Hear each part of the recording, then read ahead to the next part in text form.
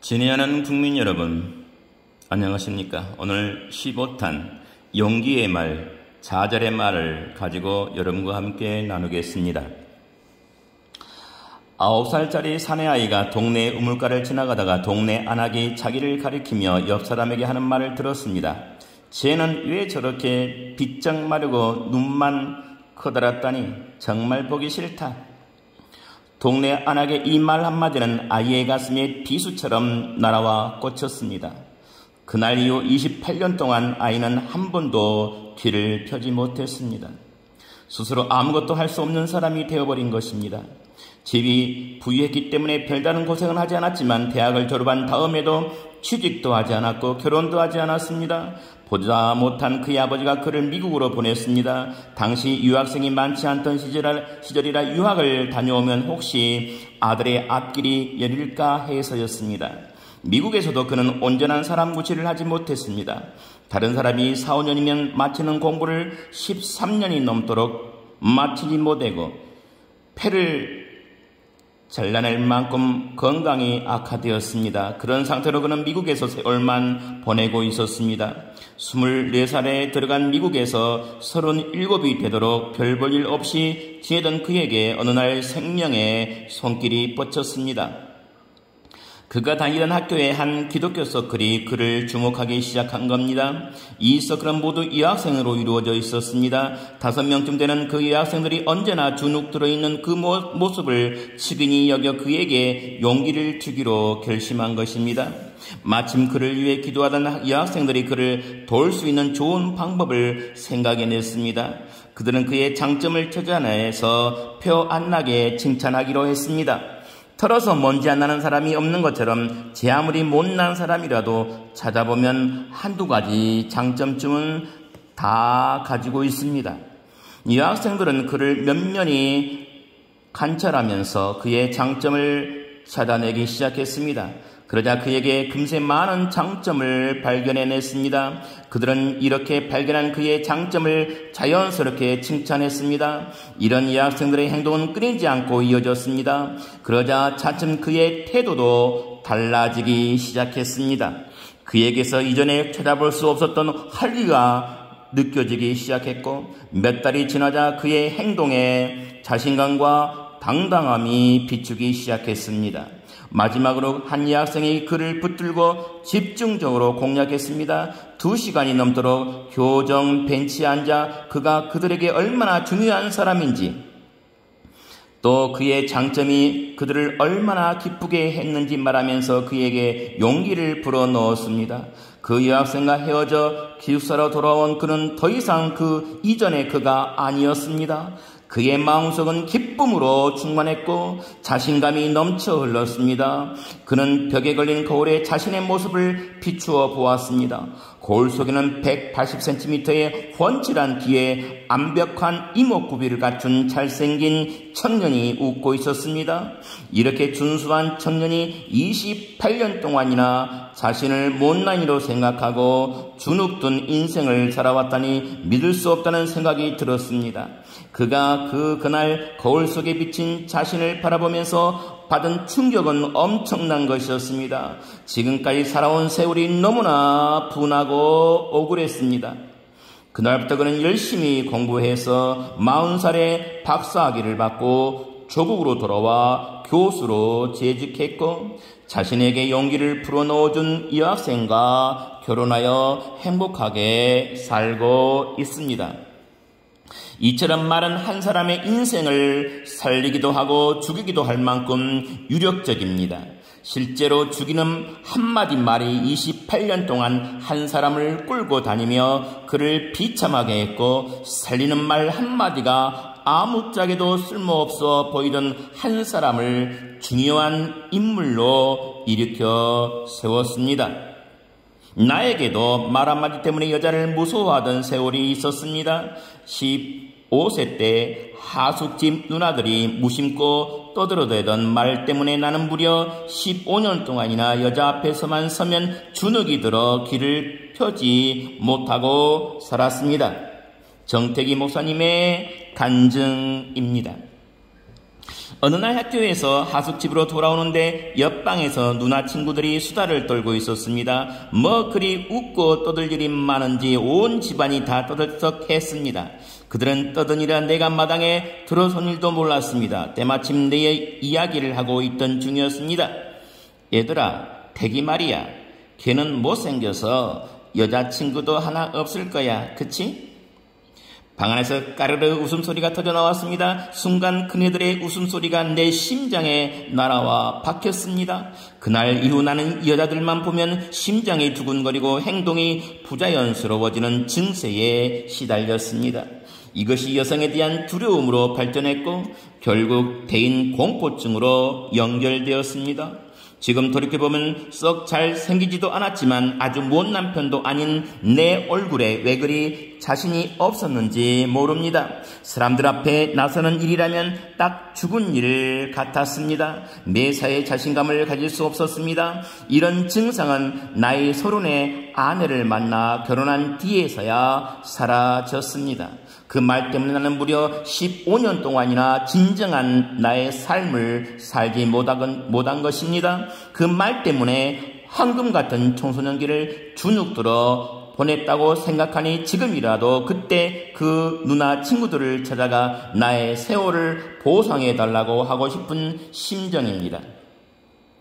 그러나 모든 말이 부정적으로 작용하기만 하는 것은 아닙니다. 말이 갖는 유대한 능력, 즉 긍정적인 영향에 대해서 살펴보기로 하겠습니다. 우리는 살아가면서 부정적인 말에 수도 없이 상처를 입습니다. 그 가운데서도 건강한 자아를 키워간다는 것은 부정적인 말 못지않게 우리를 일으켜 세워지는 긍정적인 말이 있다는 뜻입니다. 나의 경우 초등학교 선생님께 들은 격려의 말 한마디가 나를 일으켜 세워주었다고 생각합니다. 그 말 덕분에 나는 선생님께서 나를 사랑하고 염려하신다는 점, 내게 기대하고 계신다는 것을 깨달았습니다. 선생님의 말 한마디가 오늘의 나를 있게 한 바탕이 된 것입니다.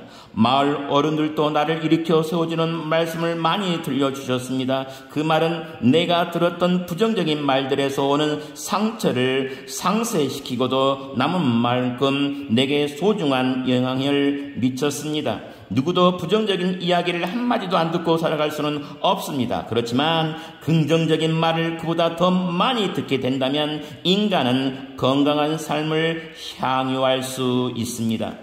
그렇기 때문에 예수님도 우리의 입에서 나오는 말이 얼마나 중요한지 누누이 역설하신 것입니다. 자식이 살인 강도를 저질렀다면 그 절반의 책임은 자식을 그렇게 몰고 간 부모에게 있습니다. 자식은 부모가 만들어낸 작품이기 때문입니다. 부모가 부정적인 말로 자식을 기르면 자식은 반드시 그릇된 길로 나가게 됩니다. 한 강도가 생각납니다. 그는 집안이 그리 나쁜 것도 아니었고 편부모스러에 전하지도 않았습니다. 하지만 그가 그렇게 될 수밖에 없었던 이유가 있었습니다. 그가 어린 시절 수박서리를 하다가 걸리자 그의 아버지는 그를 경찰서에 넘기면서 이렇게 말했다고 합니다. 도둑놈의 새끼는 벌 받는 것이 마땅해. 그의 아버지는 내뱉은 이 말에 그의 마음에 씨가 되어서 훗날 그를 강도로 만들었는지 모르겠습니다. 내가 만난 자랑스러운 사람들에 대한 이야기입니다. 말이 만들어낸 사람들의 이야기라고 할 수 있습니다. 강원도 홍천의 어느 깊은 산골에 가난한 농부의 딸이 살았습니다.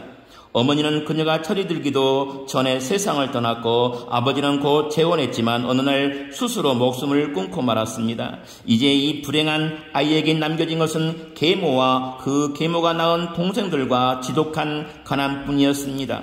아이는 그래도 마을에 있는 학교에 다녔습니다. 입에 풀칠을 할 것도 없을 만큼 가난한 살림인지라 어린 나이에도 밤낮 없이 일에 시달렸지만 아이는 시간이 나는 대로 학교에 달려갔습니다.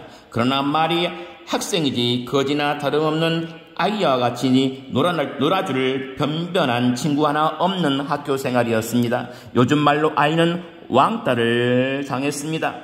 어느 늦은 오후 아이는 혼자서 아무도 없는 운동장을 가로질러 걷고 있었습니다. 그때 아이의 등을 부드럽게 쓸어주는 손길이 있었습니다. 아이는 돌아다보고 깜짝 놀랐습니다. 1년 365일 한 번도 웃지 않는다고 해서 학생들에게 어른 선생님이라고 별명을 듣고 있던 담임 선생님이 환하게 웃고 계셨기 때문입니다. 담임 선생님은 아이의 어깨를 부드럽게 두드리면서 말했습니다. 영주야, 넌 보통 놈이 아니야. 며칠 후 아이는 학급 입지를 들고 교무실에 들어가다가 안에서 흘러나오는 국달한 담임선생님의 목소리를 듣게 되었습니다. 선생님, 우리 반 영주 말인데요. 어린 녀석이 그 형편으로 사는 것만도 고단할 텐데 공부하겠다고 열심히 학교에 나오는 걸 보면 기특하다 못해 대견스럽답니다.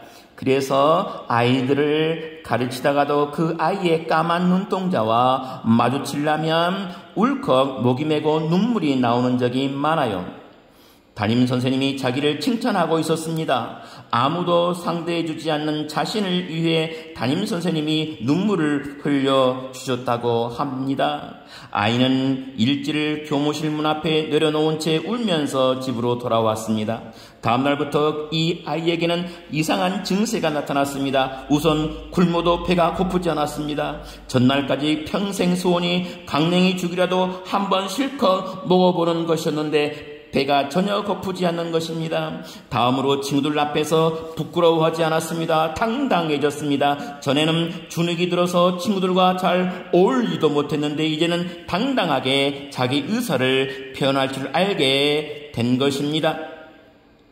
초등학교를 졸업하자 다른 아이들은 중학교로 진학했습니다. 하지만 영주의 형평산 상급학교에 진학한다는 것은 꿈도 꿀 수 없는 일이었습니다. 영주는 수십 리 길을 걸어서 면장님을 찾아갔습니다. 명장님을 만나 사정 이야기를 하고 이 다음에 꼭 갚을 테니 중학교 입학금을 빌려달라고 부탁했습니다.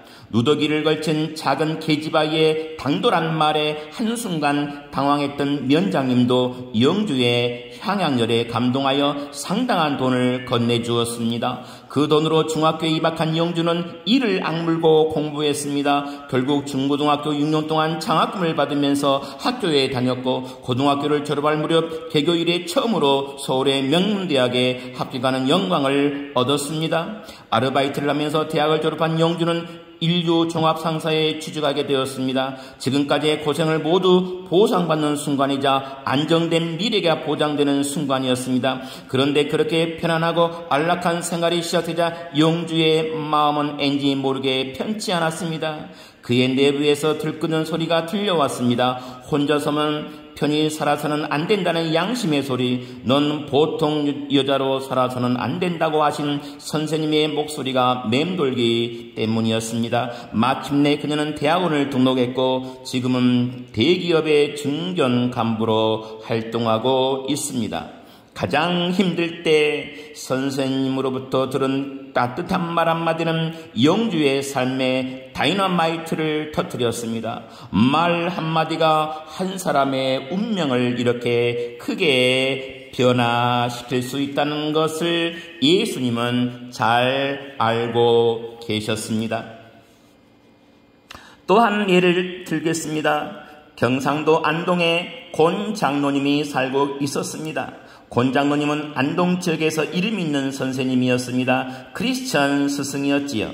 이 지역 사람들은 자기 아이들이 권 선생님 밑에서 공부하는 걸 영광으로 생각했습니다. 권 선생의 명성은 안동에서 70년이나 떨어진 궁벽한 시골에 살던 어느 농부에게도 들렸습니다. 농부는 자기 아들이 권 선생 밑에서 배웠으면 좋겠다는 소망을 품었습니다. 농부의 아들 역시 아버지의 뜻을 따라 열심히 공부해서 마침내 권 선생이 근무하는 학교에 합격했습니다. 너무나 기쁜 농부가 계란 한 줄을 집으로 꾸며서 들고 아들과 함께 입학식에 참석하기 위해 길을 떠났습니다. 그는 너무 일찍 길을 나서는 바람에 학교에 그만 새벽에 도착하고 말았습니다. 할 수 없이 부자는 교문 앞에서 오들오들 떨고 앉아 있었습니다. 그때 권 선생이 첫 번째로 출근하다가 이 부자 아버지와 아들을 보고 웬일로 이곳에 있느냐고 물었습니다. 그 사람이 권 선생인지 알 리 없는 농부가 자랑스럽게 대답했습니다. 우리 아들이 권 선생님이 계시다는 이 학교에 합격을 해서 2박씩 하려 왔습니다. 그렇습니까? 제가 그 사람입니다. 안으로 들어가서 추위를 녹이십시다. 교무실로 들어온 권 선생이 따뜻한 차를 끓여 대접하면서 그 아버지와 아들과 이런저런 이야기를 나누었습니다. 얘기를 나누다 보니 자연스레 농부의 어려운 형편이 드러났습니다. 사실 농부는 아들을 멀리 안동까지 유학 보낼 형편도 아니었습니다. 그러니 아들이 아무리 공부를 잘한다고 해도 대학은 어림없어 보였습니다. 농부의 형편을 알게 된 권 선생은 농부의 아들을 끌어안고 등을 토닥거리면서 이렇게 격려했습니다. 너는 열심히 공부해서 육사에 가도록 해라. 그래서 장군이 되는 거야.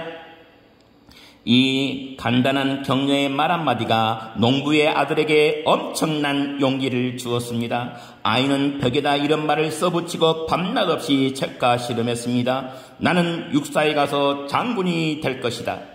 6년 후 농부의 아들은 고등학교를 졸업하고 육군사관학교에 들어갔습니다. 그리고 10수년이 흐른 후 마침내 장군이 되었습니다. 처음 별을 달게 되자 농부의 아들은 맨 먼저 안동으로 달려가 무릎을 꿇고 모자를 벗어 권 선생님에게 바치면서 말했습니다. 이 별은 선생님 말씀 한마디로 달게 된 것입니다. 두 번째 별을 달 때도 농부의 아들은 똑같이 행동했습니다. 말이 씨가 되어 열매를 맺은 것입니다. 나쁜 씨를 심으면 나쁜 나무가 나오고 좋은 씨를 심으면 좋은 나무가 나오는 것은 정한 이치입니다. 즉 심은 대로 거두는 것입니다. 그러므로 말이 씨가 된다는 사실을 명심해야 합니다. 또한 다른 사람의 가슴에 어떤 말로 생명의 씨앗을 심어줄 것인지 생각해야 합니다. 감사합니다. 주정한이었습니다. 다음 시간에 뵙겠습니다.